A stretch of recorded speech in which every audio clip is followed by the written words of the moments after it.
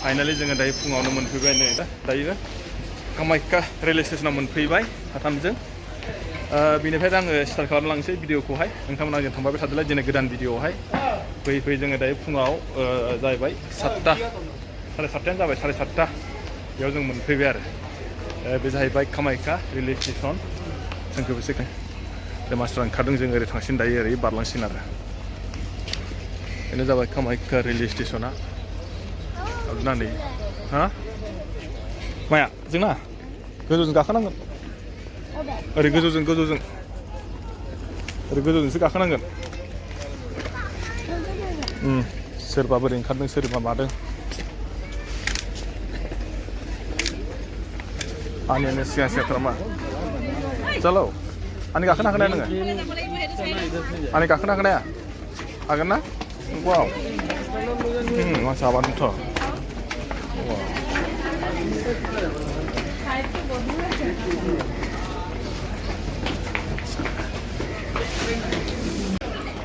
सोरबा फैदों थांदों गावखौ रावखौ थांमोना नै चलो आंनिया थाबायदों आंनि उनाव थाबायदों मोनफैबाय नै जोङो दायो ओरै थांसै जोङो ओरैजाय थांला ओरै थांला ओरै थाङा ओरै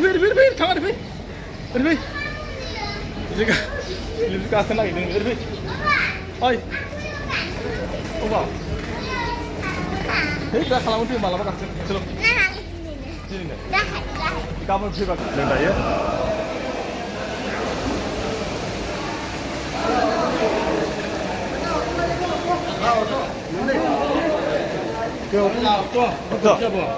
जोङो दायो अट' लाबाय नै बेजोंनो बेनो जाबाय जोंना अट' मालिकआ अट' मालिक दै बियो जों दायो थांसै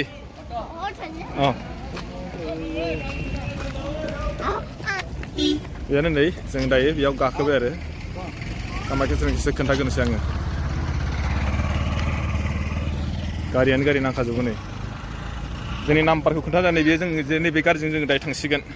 दै दायो थांगोन गणेशगुरि ब्रिजनि गाहायाव सिका हटेल ओमफ्राय ना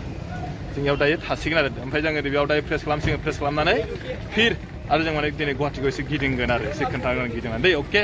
नेक्स्ट आरो नोंथांमोना थांबाय था आरो नेक्स्टआव लोगो मोनसिगोनलाय अके चलो लेट्स गो फैबाय जों मोनफैबाय पल्टन बाजार बेयावनो हटेलाव जोङो बुक खालामनो नागिरदों आरो आंनिया नै मोनफैबायना हटेलाव मारै मोजां मोनदों ना गाज्रि मोनदों मोजां मोनदों माबेलाय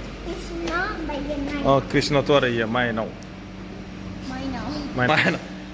हटेलनि नामखौसो मा नाम हटेलमोनथाय आं नायनो रोंदियाना र' आं थांफिननो हटेलखौ एसे खोन्थानो आङो जोंनियाव आरो दायो थासिगोन जोङो हरसे बा हरथामसो जागोन खोमा बेयावनो जोङो ओमफ्राय बेनो जाहैबाय नै जाय रेलवे स्टेसन खाथियाव ओरैजा नुदों ना ओमफ्राय आङो दायो थासिगोन नै बेवहाय हटेला नुदों ना नैबे माया हटेल ना नै जों दायो हाबसिन आरो रानियाबो मानो फैलायखो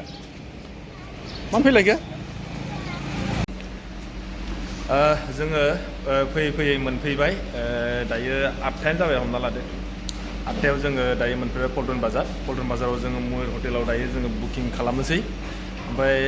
जोङो माखासे फ्रेस खालामखांनायनि उनाव आरो एसे जायगाफोरखौ नोंथांमोननो एसे खोन्थानोसै आङो जोङो बबाव थांगोन बबाव बेरायगोन आरो बेखौबो एसे नोंथांमोननो खोन्थालांबाय थानो आं नाजानोसै नोंथांमोना आंजों थांफाबाय थाबानो जाबाय जोङो जास्ट माने दासो मोनफैदों बारा गोबाव जायाखै आरो जास्ट माने 10 मिनिटबो जायाखै जोङो 2-3 मिनिट जाबाय आरो दसे जोंखौ माने जिरायथ'नो खोन्थाबाय माने रुमा रेडि जायाखैनो आरो